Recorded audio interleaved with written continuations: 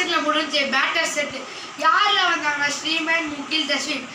பார்த்தீங்களா ஆக்ஷன்ல முதல் 7 கோடிக்கு போவார் பார்த்தா யாரும் போக மாட்டாருன்னு நினைச்சேன். தஸ்வினுமே 40 கோடிக்கு எடுத்துருக்காங்க. அவர் ஃபார்ம் சரியில்லை, பேட்டிங்ல எல்லாம் விளையாடல, 3 ரன் இருக்க வேண்டிய இடத்துல 1 ரன் தான் ஓடுறாரு. அவர் என்ன சொல்றதுன்னு தெரியல. ஏன் இந்த சேஸ் மாஸ்டர்ஸ் இப்படி இருக்காங்கன்னு தெரியலங்க. நீங்க நினைக்கிறீங்க? ஆமா, இப்போ கொஞ்ச நாள் மேட்ச்ல கொஞ்சம் டொமஸ்டிக் மேட்ச் இருக்கறத நான் பாக்குறேன். அவர் ஆனாவுனா இப்போ 6 கூட அடிக்கிறது இல்ல, ஒரு ரன் கூட ஒரு ஓவர் போட்டா 36 ரன் கொடுக்கறாரு. ஒரு ஓவர் போட்டா ஒரு ரெண்டா போடுறாரு. அவர் ஓவர் போட்டாலே எல்லாரும் 6 4 பொளக்க தான் ரெடியா இருக்காங்க. மதன் குமார் இதுக்கு மேல எனக்கு சொல்றதுக்கு 40 கோடிக்கு ஒருத்தில அத நான் சொல்லிக்கிறேன். சரிங்களா? 40 கோடிக்கு ஹரி விக்னேஷ், மதன் குமார், ருஷி அவங்க அப்படி போயிருந்தா கூட ஓகே சார். இவர் 40 கோடிக்கு எடுத்து ஒன்று புரியல. பார்க்கலாம் அடுத்த வருஷம் ஃபார்ம் டக்குன்னு வட்டாரா ஒன்றும் பண்ண முடியாது. அவர் அடிக்க ஆரம்பிச்சாலும் அதே அடிப்பாரு. ஒரு பாலும் பேட்ல பட்டான்னு வச்சுக்கோங்க அடிப்பாங்க. அவர் இப்போ எப்படி இருக்குன்னா பால் நல்லா ஸ்ட்ரோக் ஆகுது, நல்ல பால் விட்டுட்டு கெட்ட பால் அந்த பேட் பால்ஸ் அததான் 6 அடிக்கன்னு ட்ரை பண்றாங்க. நல்ல பால் விட்டுல ஸ்ட்ரோக்குன்னு வச்சிருக்காங்க. அதானே இப்ப அவர் ஃபார்ம் கொட்டாரு, அடிக்க ஆரம்பிச்சாலும் அதே அடிப்பாரு. பார்க்கலாம் அடுத்த வருஷம் ஏப்ரல் மாசம் அவரோட இது தெரியும் நம்மளுக்கு. மோஸ்ட்லி அவரு ரொம்ப ஸ்ட்ரோக் வச்சு தான் ஆடுறாரு. நான் மற்ற பேர் அடிச்சாடலான்னு பார்க்க இந்த பால் ஸ்லாட்ல விழுது 6. ஆனால் இவர் என்ன பண்ணுறாரு, ஸ்லாட்ல விழுது ஸ்ட்ரோக். இது பிச் பண்ணி உள்ள போடுறாங்க, அப்போ 6 அடிக்க பார்க்குறேன் அவுட் ஆயிடுறாரு. ரெண்டு டெஸ்ட் மேட்ச்க்கு அவர் நல்லா சூட் ஆகுவாருங்க. டெஸ்ட் மேட்ச்க்கு ஸ்ட்ரோக் வைக்கிறார். நான் மக்களே மறந்துடாதீங்க, ஷெட்யூல் எப்போ வருதுன்னா ஜனவரி மாதம் லாஸ்ட்டில் பொங்கலில் வந்துடும் மக்களே. யாரும் மறந்துடாதீங்க, எல்லாரும் பார்க்க ரெடியாக இருந்துக்கோங்க. ஷெட்யூல் அடுத்தது நம்ம லைவா இவங்க போடுவாங்கன்னு தெரியாது. மினிமம் ஏப்ரல் டு மார்ச் இது கடைசியில் தாங்க லைவ் பண்ணுவாங்க.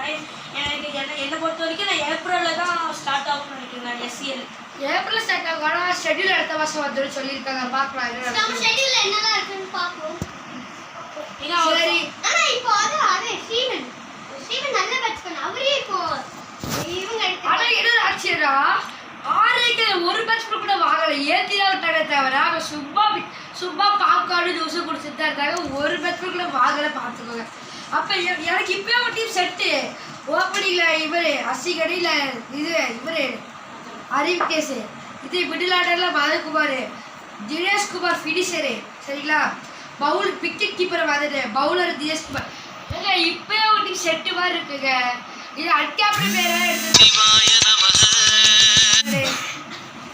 இப்போ நம்ம இப்ப சேஸ் பார்ட்னர்ஸ் பாத்தீங்க வச்சுக்கோங்களேன். ஓப்பனிங்ல யாரு முக்கில் வச்சுக்கோங்க. ஆமா அவர் டீம் கேப்டன் யாரு முக்கில் இருக்கிறார். கேப்டன்சி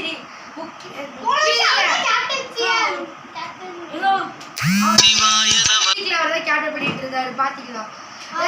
ரிஷிகேஷ் கேப்டன்சி பண்ணிட்டு அவரு இப்ப ரீசெண்ட் கேப்டன்சி நல்லா பண்ணிட்டு இருக்காரு. அவர்தான் வைஸ் கேப்டனா இருக்காருங்க. அவங்க கேப்டன் இல்லாத போது அவ்வளோக்கா வைஸ் கேப்டன்சி பண்றாரு. அவர் தான் கேப்டன் கொடுப்பாங்க நினைக்கிறேன். நம்புவோம்.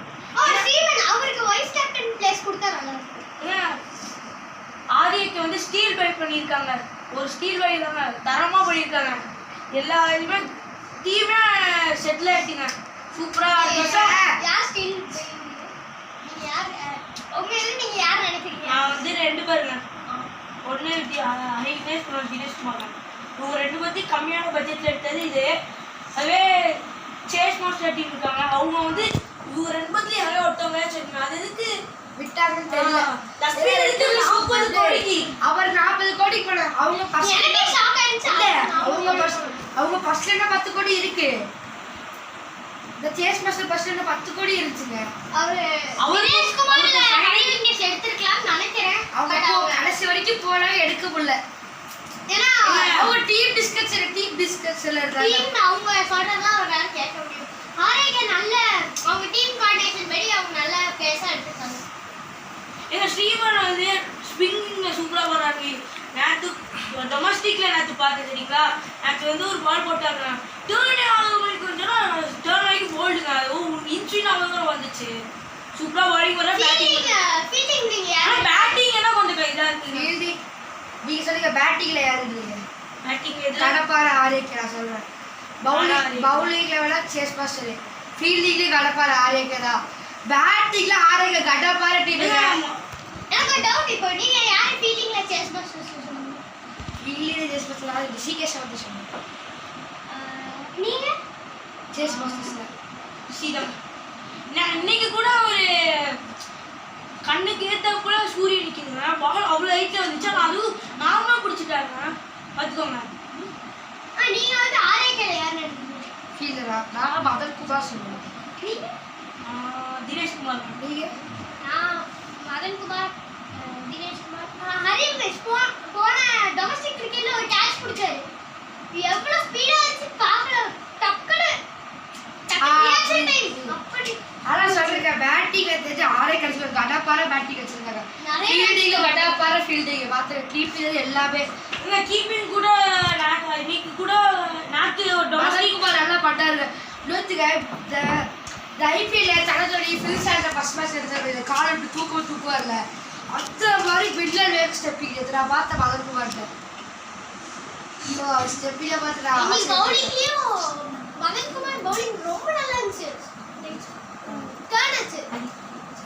சரி மக்களே, நம்ம ஜனவரி மாசம் ஷெட்யூல் வந்ததுக்கப்புறம் இதை பத்தி பேசலாம். ஓகே பாய் அது மக்களே. வரையும் நான் பை பை. சேனல் சப்ஸ்கிரைப் பண்ணுங்க, மறந்துடாதீங்க. Please subscribe.